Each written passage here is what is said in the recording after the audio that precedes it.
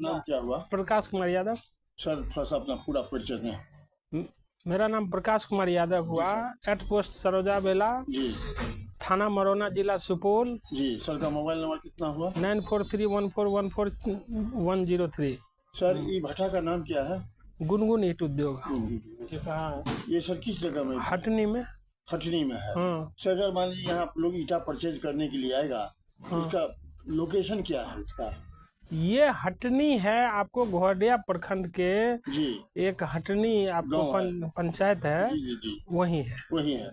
Sir ये है कि मान लीजिए यहाँ कोयला का क्या प्रॉब्लम है आपको? कोयला का कुछ प्रॉब्लम? कोयला का तो बहुत मनमानी होता है यहाँ। कोयला सरकार के द्वारा जो कोयला हम लोग को उपलब्ध कराया जाता है, वो कोयला एकदम थर्ड क्लास का कोयला होता है। मजबूरी में हम लोगों को ब्रोकर से कोयला लेना पड़ता है, जिसका कीमत आसमान छुआ है वहाँ। सर कोयला का एक बार बहुत टाना हो गया था। हुआ था। तो प्रॉब्लम को दूर किए थे। बहुत बहुत धन्यवाद भाई। आपके यहाँ फर्स्ट बात जितना भट्टा वाले हैं, भट्टा का जो मान लीजिए अध्यक्ष होता है हम लोगों का यूनियन का, उन लोगों से भी इंटरव्यू लेकर के हम चलाए, कोल मिनिस्ट्री से बात किए थे, तो मान लीजिए हुआ।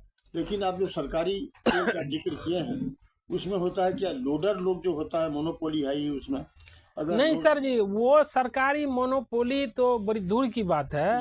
वहाँ से जो कोयला हम लोगों को सप्लाई आया है, वो थर्ड क्लास का कोयला आया है, जिसकी आप जैसे मोटा मोटी हम लोगों का टारगेट होता है जो 2 टन में मोटा मोटी 50,000 ईंट पकाने का। जी सर। लगभग वही एगो रेशियो होता है।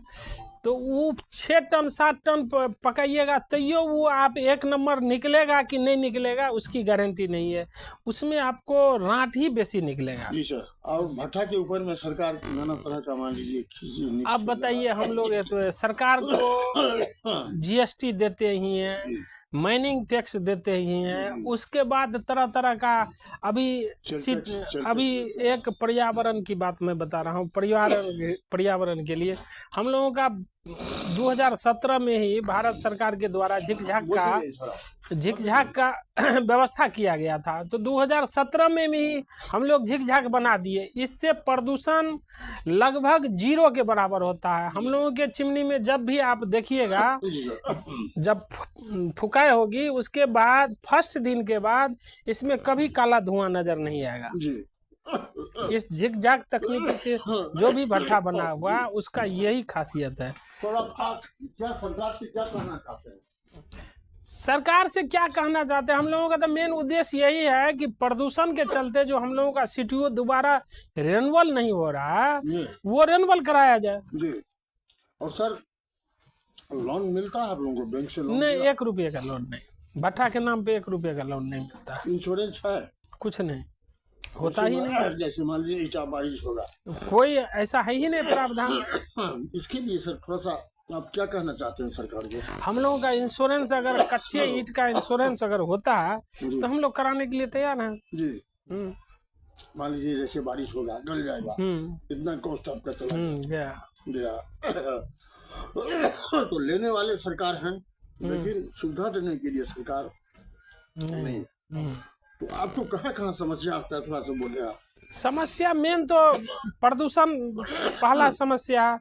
दूसरी बात है जो बिहार सरकार से विगत 8 वर्षों से ज्यादा हो चुका है, ईंट का रेट सरकारी रेट जस का तस है। जो रेट 8 साल पहले निर्धारण किया गया था वही रेट आज भी PWD कोड में चल रहा है। दूसरी बात यह है कि सरकार के द्वारा जितना भी योजना है उसमें लाल ईंट प्रतिबंध कर दिया गया है। जबकि हम लोगों को जब टैक्स देते हैं, सारा चीज देते हैं, लोगों को रोजगार देते हैं, तो लाल ईंट कम से कम सरकारी योजना में लगना चाहिए।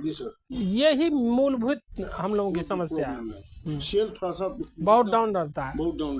हम लोग मान ले एक तरह से 200 से 225 लेबर को रोजी रोटी चलता है, परिवार का रोजी रोटी चलता है।